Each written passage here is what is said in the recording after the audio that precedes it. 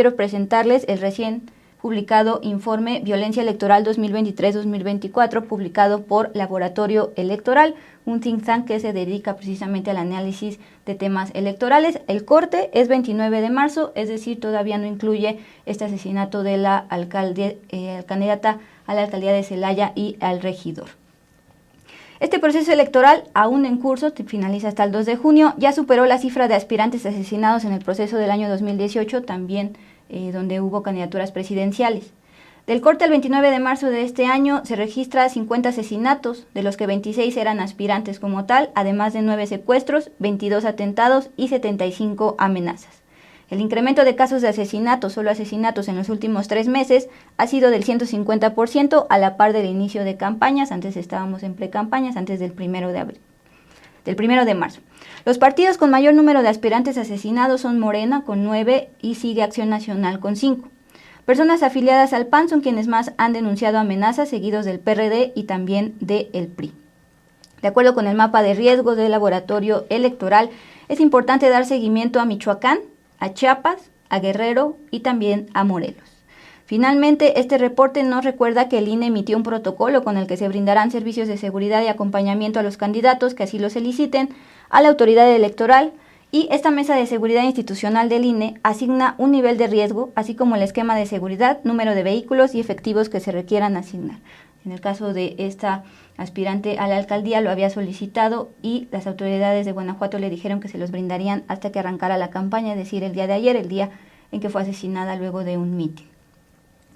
Tengo para entrevista precisamente al director del Laboratorio Electoral, este think tank, autor de este segundo informe sobre el panorama de violencia en el proceso electoral 23-24, Arturo Espinosa, a quien saludo. Buenas tardes Arturo Espinosa, bienvenido a De 12 a 1, gracias por su tiempo, gracias por este informe. Primeramente preguntarle, ¿a qué atribuye el crecimiento de 150% de asesinatos durante este proceso electoral en los últimos 3 meses? Buenas tardes, me da mucho gusto saludarte.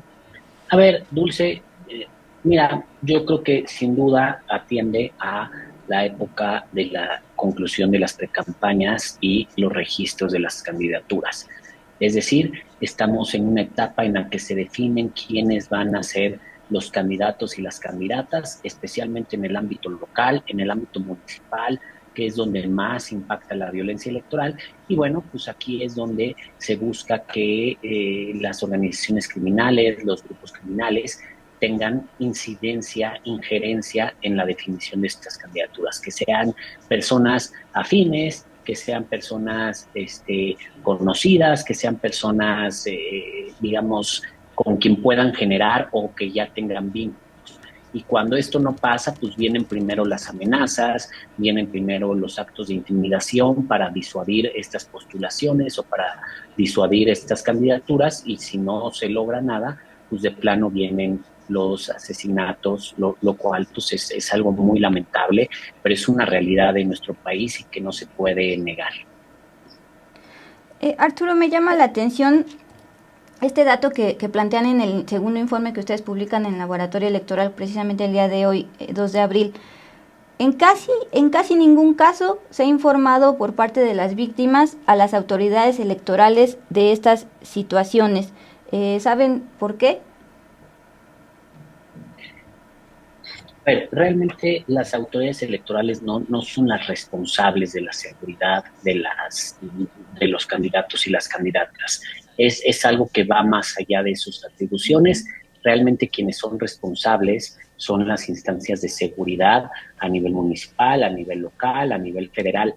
Yo creo que la federación tiene una alta responsabilidad porque en muchos casos se está lidiando con organizaciones criminales, con crimen organizado, y esto es competencia de la federación.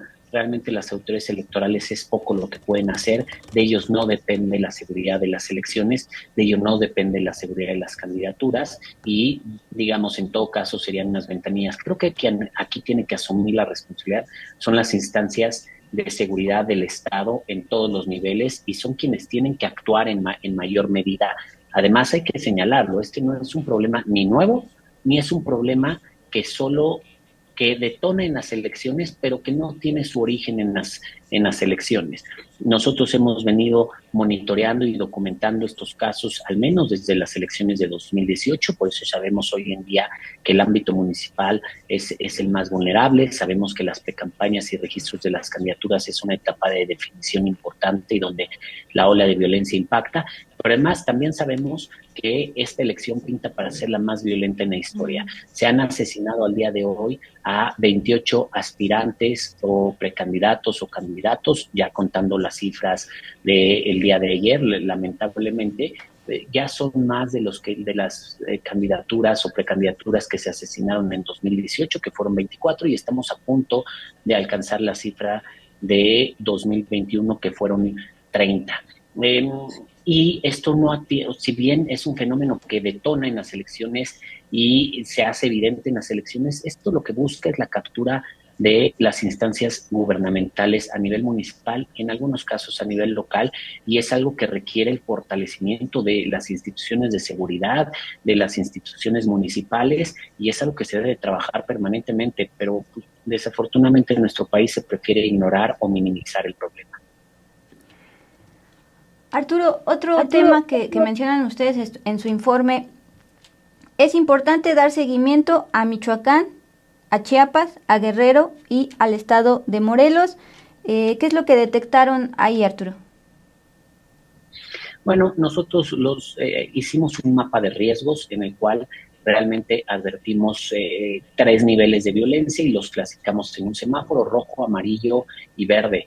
En el caso de estas 4 entidades nos parecen preocupantes, tienen más de 16 casos de violencia entre atentados, ataques y asesinatos, y esto nos parece que al menos en algunas regiones de esas entidades puede comprometer la celebración de elecciones. Puede ser que si no se toman cartas en el asunto no haya condiciones para llevar a cabo elecciones de manera libre, lo cual pues sin duda es muy preocupante y es un atentado en contra de la participación ciudadana, de la democracia, de los derechos políticos electorales de la ciudadanía. Digamos, es un tema que si se sale de control puede tener afectaciones mayores. Finalmente, Arturo, gracias por su tiempo y compartir este informe del laboratorio electoral. Decía, el corte es 29 de marzo, ya no incluye el asesinato registrado ayer a la candidata de alcaldía Celaya por parte de Morena y también a un candidato de regidor de Morena.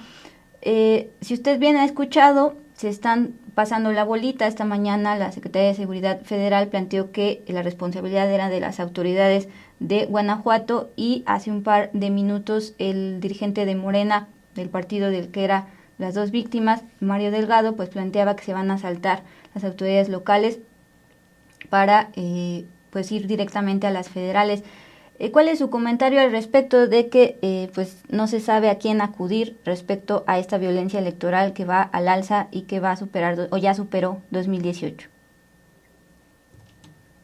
Mira, me parece sumamente desafortunado, me parecen sumamente desafortunadas las declaraciones que comentas, me parece sumamente desafortunadas las cifras que se manejaron el día de hoy en la conferencia mañanera, porque lo que pasa es, por un lado, minimizan los hechos, ¿no? Minimizan la situación de violencia, no advierten de alrededor de 10 casos de violencia, asesinatos, ataques y demás.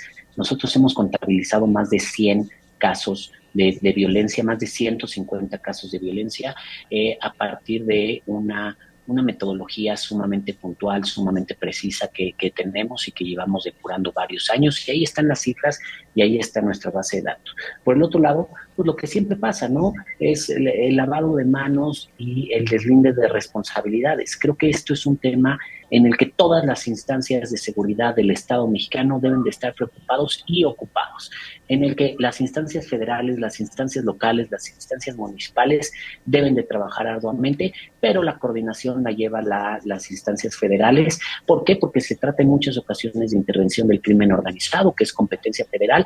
¿Por qué? Porque debe de haber una coordinación entre autoridades. Y aquí lo último que hay es coordinación, justo lo que pasa es este deslinde de responsabilidades, y lo más fácil es echarse la bolita entre unos y otros, mientras ahí quienes están buscando competir en una elección se están jugando la vida. Arturo, si nos puede compartir un poco a grandes rasgos cuál es la metodología del laboratorio electoral para entender este contraste de datos respecto al de la Secretaría Federal, Secretaría de Seguridad? Nosotros lo que hacemos es un seguimiento puntual de lo que se va reportando en diferentes ámbitos. Desde luego, las notas periodísticas es la información que hay. ¿Por qué? Porque lo que advertimos es que haya vínculos con la elección, es decir, que realmente esté relacionado el hecho de violencia con un tema electoral, ya sea un candidato, candidata, alguien de su campaña, de su partido político, algún familiar. Entonces lo advertimos al menos con dos fuentes. Revisamos las comunicaciones oficiales, por ejemplo, son contradictorias a veces, mientras en Celaya estaban reportando el día de ayer la muerte de una segunda persona, un segundo candidato, no solo de la candidata, de un segundo candidato, el partido Morena deslindaba los hechos y decía que no había fallecido. Entonces, advertimos esto, también vemos los partidos que están reportando, las autoridades electorales que están reportando, y esto lo buscamos además contrastar y corroborar con medios locales y con otras fuentes. Muchas veces en la sentencia se denuncia, las autoridades electorales tienen diferentes casos y buscamos generar un mapa de riesgos advertidos. Si adviertes nuestro reporte, tenemos datos por partido, por mes, por género de la víctima, los vínculos, identificamos con nombre y apellido a cada una de las personas, con su foto en los casos que es posible. También analizamos y estudiamos las sentencias, estudiamos los casos que reportan las autoridades electorales, la situación y el contexto. Hemos advertido que hay regiones en donde no se pueden llevar a cabo elecciones. Chiapas tiene 2 municipios en los que no ha habido elecciones, al menos desde 2021. Realmente hacemos un análisis profundo y a fondo de nuestras cifras, y nuestras cifras son públicas, las estamos reportando constantemente. Este es nuestro segundo reporte, hacemos un análisis muy completo y además actualizamos las cifras cada semana. Arturo, le agradezco muchísimo habernos compartido pues los datos y el análisis de estos datos de este segundo informe del laboratorio electoral. Seguimos en contacto, que tengan excelente martes. Muchas gracias, muchos saludos.